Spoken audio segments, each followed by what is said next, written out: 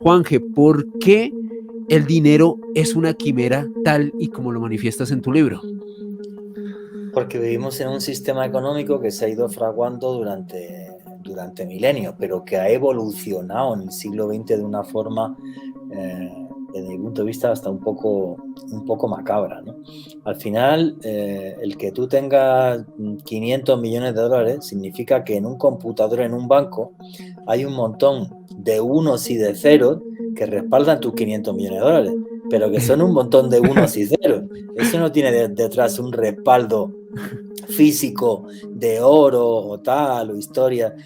Yo ya he visto un par de documentales que me habían impactado mucho sobre este tema. Ahí, Juanje, antes, y perdóname por interrumpirte, vemos en pantalla a Mayer Amstel Rothschild, uno de los grandes creadores de lo que se conocería hoy en día como la banca moderna, para Moderna, sí. contextualizar. Bueno, él es el gran creador de la banca moderna, ¿vale? Él es el gran creador de la banca moderna. Básicamente, eh, estos señores pertenecían a una casta de empresarios que eran los goldsmith, le llamaban. Era gente que comerciaba con oro, que tenía mucho oro. Entonces, la gente que tenía mucho oro, que tenía joyerías, y lo que sucede ahí es que de repente imagínate que yo tengo 1 kilo de oro y todo lo que quiero es, bueno, pues tengo ese kilo de oro y quiero guardarlo. ¿Qué lo guardo? ¿En mi casa para que me asalten y demás? No, pues se lo llevo a este tipo que tiene unas cajas fuertes tremendas y el kilo de oro no me lo roban.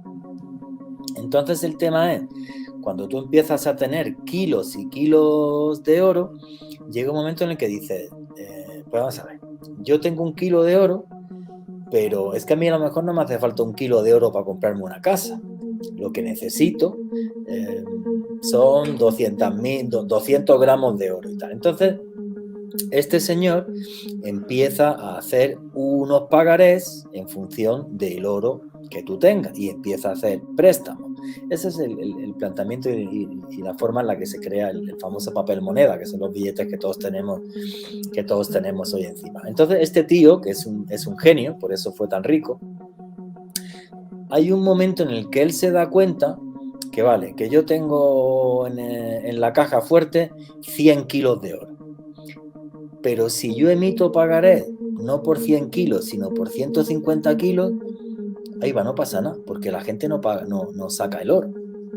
Este sistema que se le ocurre a Rothschild es en el que se basa la banca moderna. Me explico.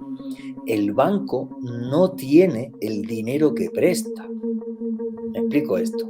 Hay una cosa que se llama el pánico de los ahorradores. Si todo el mundo mañana fuera al banco a sacar su plata, el banco no tiene la plata.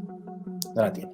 El coeficiente de caja, por ejemplo, que suelen tener los bancos en Europa, que está súper regulado, es del 1%.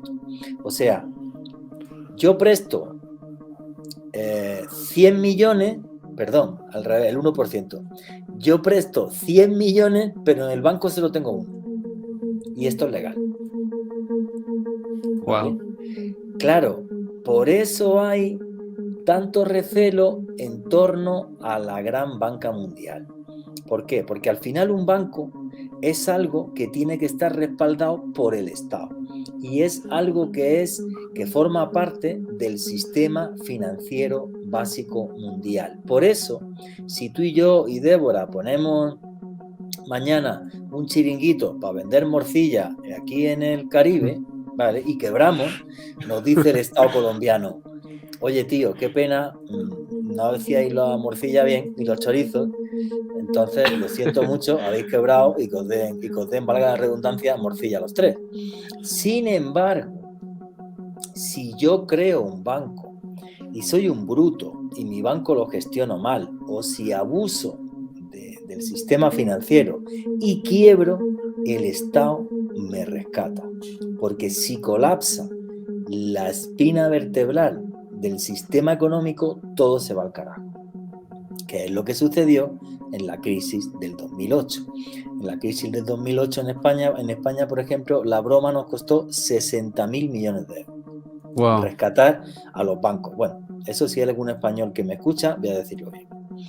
En España fue todavía peor que en Estados Unidos. En España sí, en Estados Unidos sí se rescató a bancos y por la mala gestión tuvieron que pagar una multa de 100.000 millones de dólares. En España fue peor.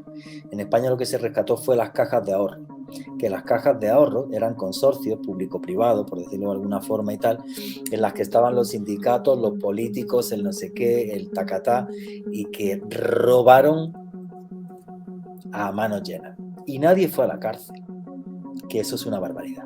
Bueno, Rodrigo Rato parece que lo van a meter en la cárcel, que fue hasta presidente del Fondo Monetario Internacional.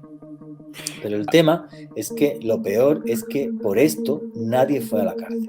Y es una barbaridad cuando poníamos el noticiero, yo que viví la crisis muy bien y la recuerdo como un infierno, ¿vale? Ponías el noticiero, veías la gente suicidándose, un cuarto de la población activa, un 25% de la población del país no encontraba trabajo, fue un auténtico desastre.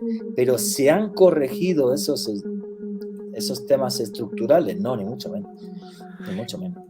Juanje, partimos de la base, como tú comentabas, este señor Mayer Rothschild pues, crea esta banca moderna.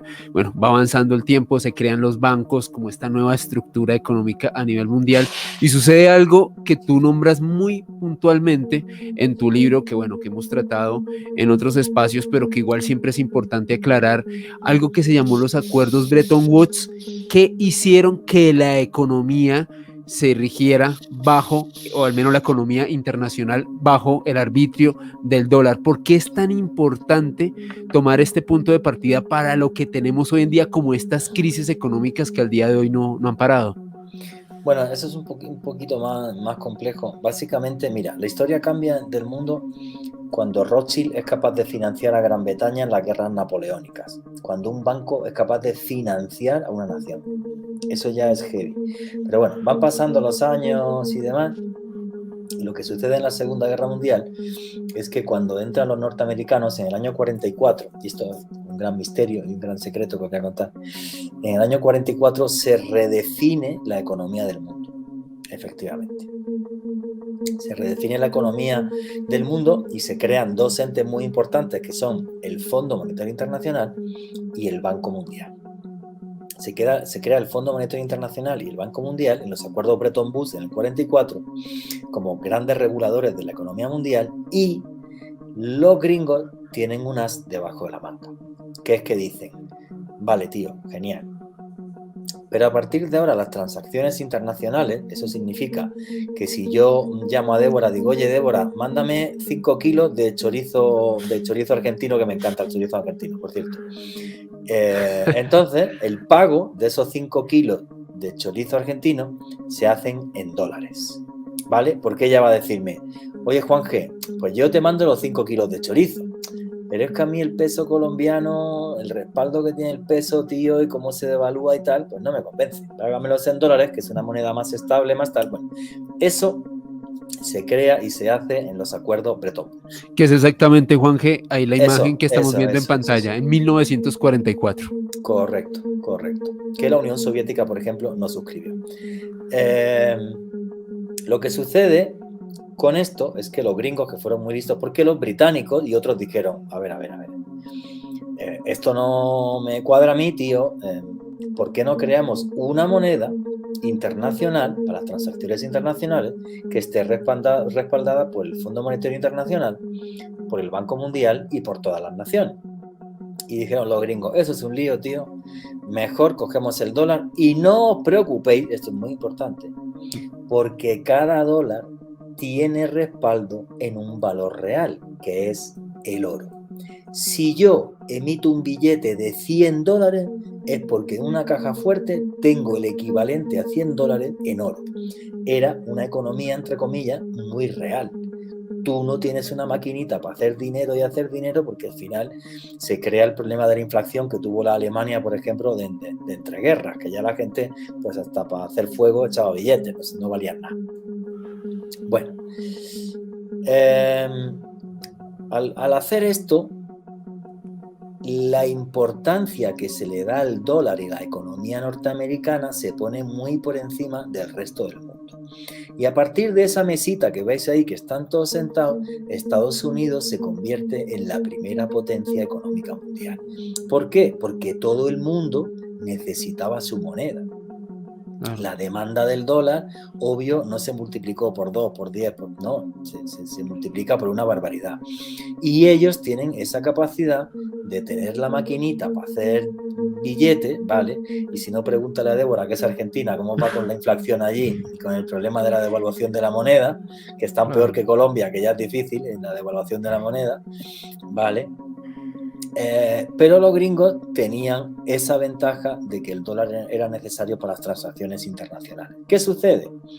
En el año 1971, cuando la guerra del Vietnam y Nixon tira de la maquinita y tira de la maquinita y tira de la maquinita, se levanta un día y dice, voy a decir a los colombianos, qué pena contigo, pero aquello que dijeron mis parceros, tú me traes $100, perfecto, pero de oro, nada, yo te hago si quieres, si el billete está muy mal, te hago uno nuevo y te lo doy.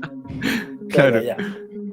Y esto, claro, esto es un impacto económico mundial brutal, porque a partir de ahí las monedas pasan a ser lo que se llama una divisa, y el valor de una divisa depende, bueno, pues de lo que entienda el consumidor que tiene esa divisa de respaldo real detrás, de cuál es la economía de un país, de cuáles son las proyecciones económicas de un país, de la oferta y de la demanda, ¿vale? ¿Por qué son tan fuertes monedas como el euro, el yen japonés, el yuan chino, y por qué son tan débiles monedas como el peso argentino o el colombiano? Pues porque nadie las quiere, obvio, y por eso no paran de devaluarse. Eso, y que los ministros de Economía en Argentina y en Colombia no precisamente no son unos lumbreras normalmente, porque vaya tela cómo está la economía.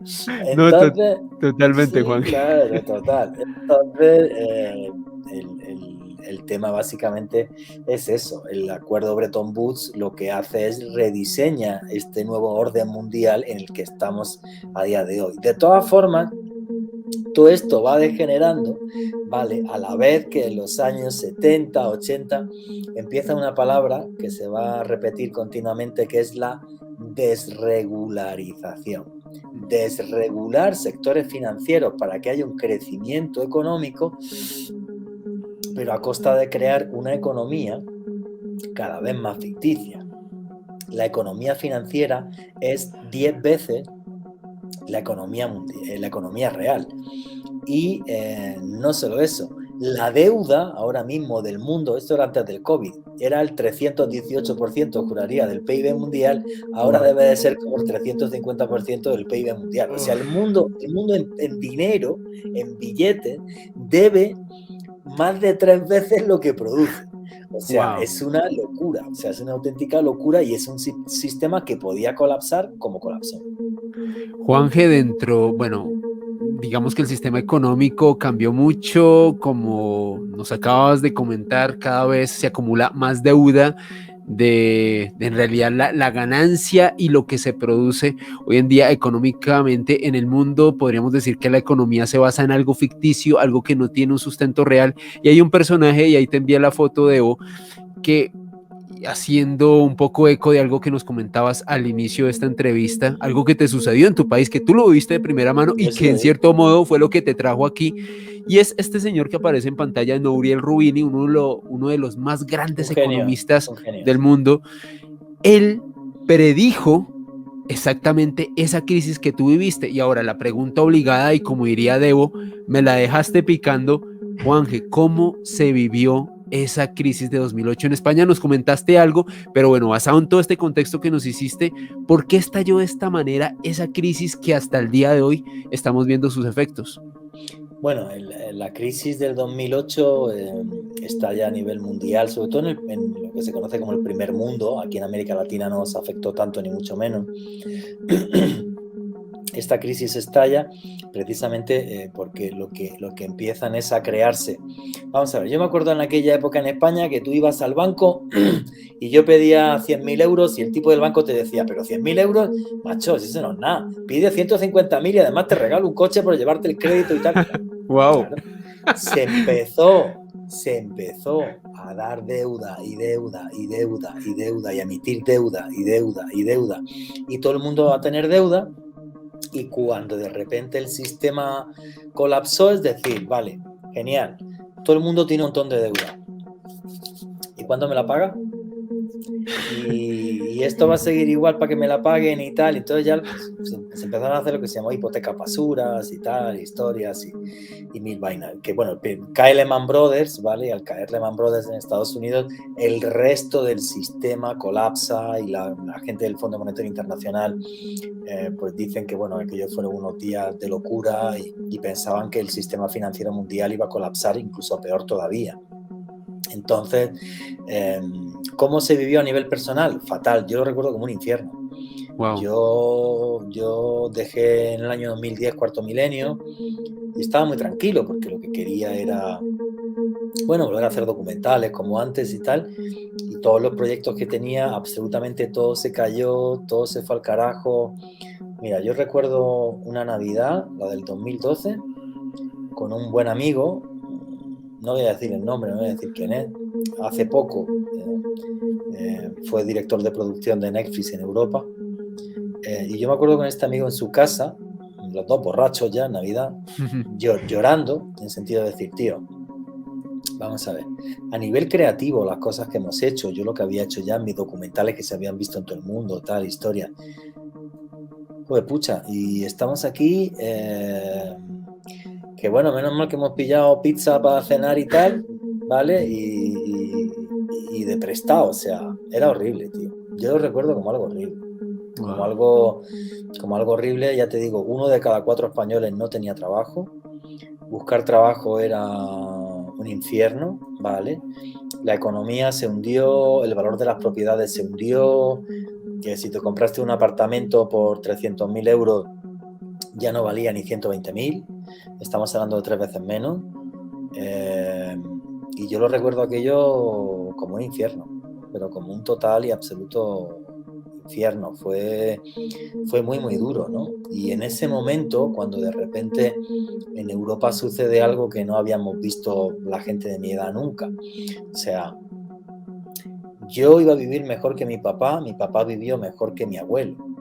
Y todos íbamos a mejor y con una proyección económica y de vida tremenda. Y de repente todo se fastidió. Y entonces se inventaron términos como mileurismo y vivir con 1.000 euros.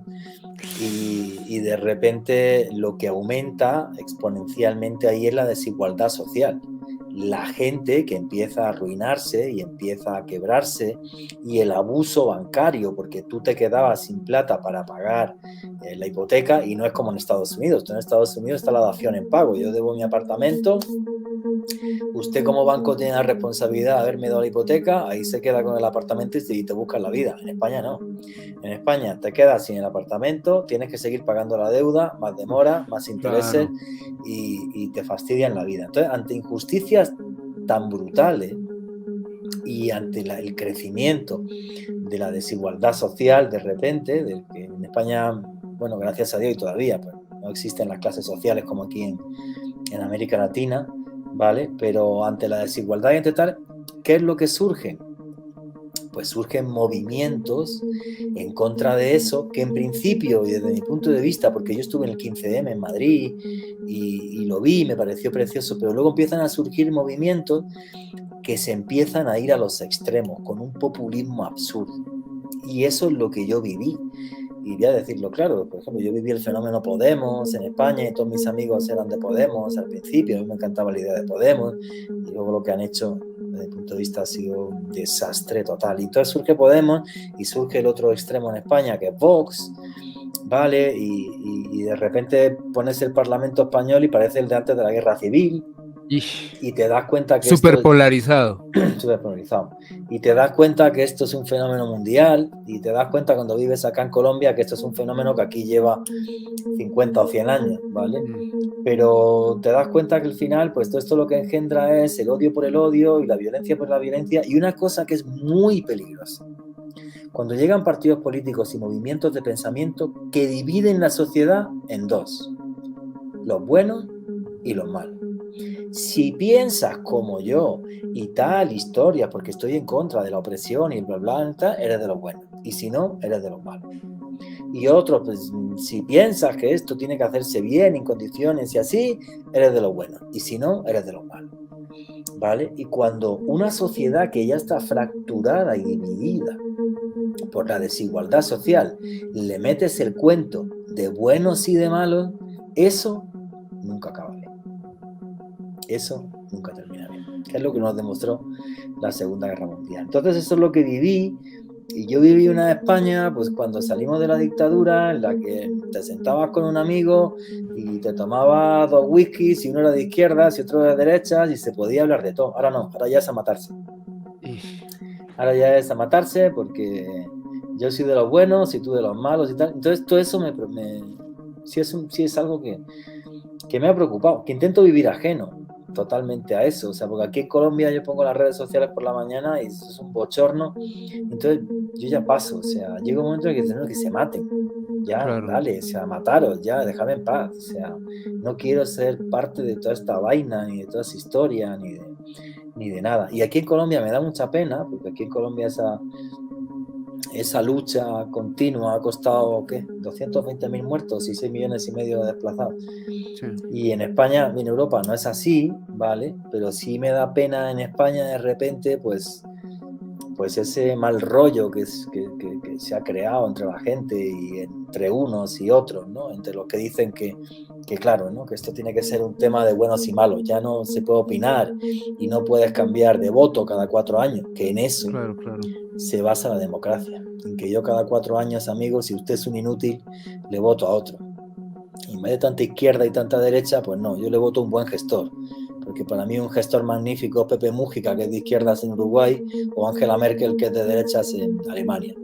Pero ahora si digo esto, los de los extremos me dicen que es que soy un tibio, ¿sabes? No sé qué, o sea, de Claro, locos. claro. Entonces, una sociedad que por encima de hablar de ovnis y de tal en los programas, pues como ser humano, quizás como cincuentón, de repente en esta época de la vida, pues también me preocupaba, y es lo que intenté reflejar en algunas cosas de este libro. Juanje, Hablabas dentro. un poco, Ok. Juan Jesús, del tema de las redes sociales y las noticias y el tema del dinero, ¿no? Con estas teorías que hay de conspiración, ¿vos pensás que se puede ganar dinero con teorías conspirativas, con la venta de noticias falsas? ¿Hay un No, manejo extraño con eso? no. Las fake news surgen por varias cosas. Las fake news surgen por las redes sociales y por el mundo digital y porque cualquiera puede hacer que algo sea viral. A mí me hace mucha gracia este cacharro que es YouTube, que yo de repente digo nuevo orden mundial y ya tú verás ahora conforme acabe la transmisión, ya lo tienes ahí en rojo, amarillo, tal. En cambio digo, la reina de Inglaterra copuló con un reptiliano en 1794, 14 millones de visitas y no hay problema. Es verdad. ¿Sabes? O sea, las fake news surgen por las redes sociales, surgen por la manipulación política, y en eso, por ejemplo, Donald Trump era un genio, ¿vale? Porque seguía muy bien los principios de Joseph Goebbels. Tú repite una mentira 1000 veces y se acaba convirtiendo en verdad. Cuando perdió las elecciones en Estados Unidos, el software de las elecciones norteamericanas está financiado por Venezuela. Lo repitió 1000 veces, y cuando yo un día puse un tuit ahí cuando vi lo del Capitolio, que me quedé en shock, entonces puse un tuit y dije, y este tío ha dejado a Estados Unidos en una polarización como nunca. Entonces me dijeron comunista y pro cubano, pro no sé qué, y tal, increíble, y tal. No, el software no era venezolano, todo lo llevaba una empresa canadiense, súper bien hecho todo, y además estuvo controlado siempre por funcionarios norteamericanos, nada de que era venezolano, ni historia, ni absolutamente nada. Entonces, verás como alguno, cuando escuche este vídeo, dirá, no, es que usted está mal informado, y tal. ¿Por qué se informan? A través de grupos que se movían muy bien en redes, que tenían esos intereses políticos, como por ejemplo la QAnon, ¿vale? Entonces QAnon te da su versión de los hechos y crea, por ejemplo, el Pizzagate, ¿no? Que es que hay un mail en el que Hillary Clinton habla con un senador demócrata de ir a comerse una pizza a una pizzería que se llama Comet. Y entonces QAnon dice, es que cuando así personas dicen la palabra pizza, significa que es un niño y entonces con el niño van a copular. Y millones de personas, nada, macho, y hasta un periodista colombiano, ¿no? Sí, ¿vale? Automáticamente, vale. Hay un tema que son redes sociales, otro tema que es intereses políticos. Luego otra cosa que por desgracia Y los medios de comunicación en América Latina obedecen a las grandes corporaciones aquí en América Latina. Y entonces las grandes corporaciones en América Latina quizás no crean fake news, pero se habla de lo que a mí me interesa y de lo que no existe. ¿Vale? Y ese es el gran problema, por ejemplo, de América Latina. Porque tú en España, ¿vale? Tú te levantas por la mañana y dices, vamos a ver, quiero enterarme de cómo es el universo. Te compras el periódico de derecha y el de izquierda, que ya están en digital, juntas los dos y entre los dos sacas tu conclusión. Aquí no. Aquí los tienes todos de un lado, todos del otro y no hay absolutamente nada. Vaya cosa sí. ¿Qué sucede? Que la gente no se fía de los medios de comunicación latinoamericanos. No se fía. La gente se ha dado cuenta que hablan de lo que les interesa o con mucha parcialidad y hay un desencuentro muy importante, ¿no? Entonces yo cuando veo a los periodistas que dicen, no, pues es terrible que la gente intenta ya informarse por Twitter y no por un medio serio, y yo también. Sí, claro. Sí, es verdad. Sí, claro. Y ese es el problema que hay en este continente. Yo no sé si me van a echar del país después de lo que he dicho hoy. Pero bueno, vamos a ver. No te preocupes, Juanje, dentro de ese panorama desolador y ya para cerrar el tema de esta quimera del dinero, a mí hay algo que tú manifiestas en tu libro y que me pareció genial como una especie de luz al final del túnel y era precisamente el ejemplo de Islandia, un país que después de meter a todos los banqueros en la cárcel, de terminar con ese sistema corrupto, al paso de unos años y obviamente de sufrir un proceso de transición, porque eso también es importante comentárselo a los espectadores, Juan, que ese tipo de transiciones ni son pacíficas ni son tranquilas, pero muchas veces son necesarias. E Islandia se convirtió casi que en el paradigma del buen ejemplo de cómo gestionar una economía en crisis que se rescata y se convierte en una de las más importantes de Europa. Bueno, si fue una transición pacífica, no mataron a los banqueros, los metieron en la cárcel. O sea, los metieron muy pacíficamente, los esposaron y los llevaron a la cárcel. Sí, claro, Islandia fue un país que dijo, a ver, ¿cómo es posible que este país tenga un Producto Interior Bruto, juraría que es de 16.000 millones, y los bancos hayan emitido deuda por más de 80.000? Wow. O sea, a ver, señores, ¿se nos ha ido la olla aquí o se nos ha ido la olla? Y si usted la ha hecho mal, lo que hago es que me quedo con su banco. Y su banco ya es público, pero no me quedo con su banco solo, ¿eh? Le quito a usted la casa, el coche y todo y lo embargo. Claro. ¿Qué es lo que nos pasaría a nosotros tres si ponemos el puesto de venta de chorizo argentino en el Caribe? Sí, Juanje, ahí claro. vemos en pantalla una foto de las manifestaciones que hubo en Reykjavik, la capital de Islandia, precisamente cuando estaba ocurriendo este proceso.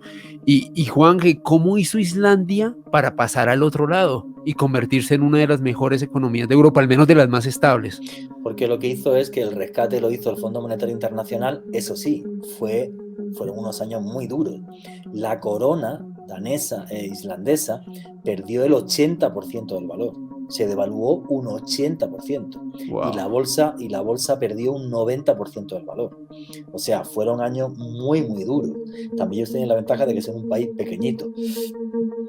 Pero dijeron, chicos, pues el que tuviese su plata en el banco, pues la perdió. Claro. Y lo sentimos mucho. Y aquí arrancamos de cero y nos rescata el Fondo Monetario Internacional y les demandó Gran Bretaña y se enfadaron los noruegos y se enfadaron los suecos y se enfadaron los daneses porque muchos ahorradores eran extranjeros y les dijo Islandia, pues chicos, pues como los nuestros, platica que perdiste. Lo siento mucho, pero era un dinero ficticio. Y entonces crean, ¿vale? Y se reestructuran en función a una base mucho más sensata gracias al Fondo Monetario Internacional y pasaron unos años muy malos y a los pocos años era la economía que más crecía en Europa, más del 7%, ¿sí? Efectivamente. Entonces realmente el caso islandés, que es un tema de lo que los economistas y los políticos no quieren que hable, ¿vale? Fue total y absolutamente real y rehicieron su economía de una forma más sensata. Y si usted tiene un banco, pues como si vende chorizo argentino del Caribe. Si no lo hace bien, pues pierde el puesto de venta de chorizo.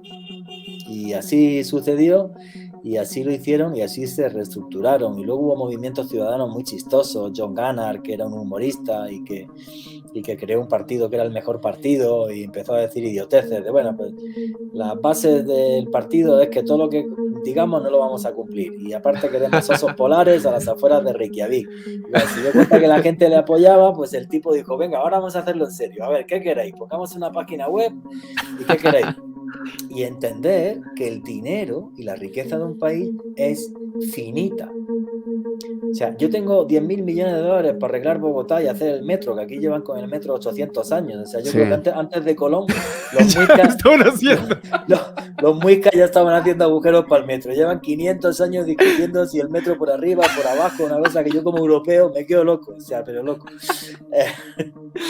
Y entonces decís, vale, pues vamos a hacer un metro, pero que tenemos 10 millones de dólares, no tenemos 20, ¿eh? Entonces, si tenemos 10 millones, ¿el metro que va? ¿Por arriba, por abajo o por el medio? ¿Cómo lo hacemos? Porque la plata es esta, no es que el metro vaya a tener mañana aire acondicionado, 800 paradas, no, man. Eso es en función del dinero que tienen. ¿Qué es lo que hizo John Gunnar en Reykjavik? Claro. Vale, usted quiere arreglar la acera de su edificio, perfecto, pues esta es la plata que hay. Entonces, ¿qué merece la pena? ¿Que arreglemos la acera o que arreglemos el alcantarillado porque huele a popó? Pues a lo mejor arreglamos el alcantarillado y la acera... Pero el tipo lo hizo muy sensato, ¿vale? Y ganó las elecciones y fue alcalde de Reykjavik y toda la historia y tal. Y luego otros países, el Ayuntamiento de Madrid, por ejemplo, copió esto de la página web y tal, historia. O sea, la gente tiene que entender que la plata, ¿vale? No es una maquinita que le das así y cae de los árboles o algo, no. Se tiene que emitir en función de la riqueza del país, efectivamente.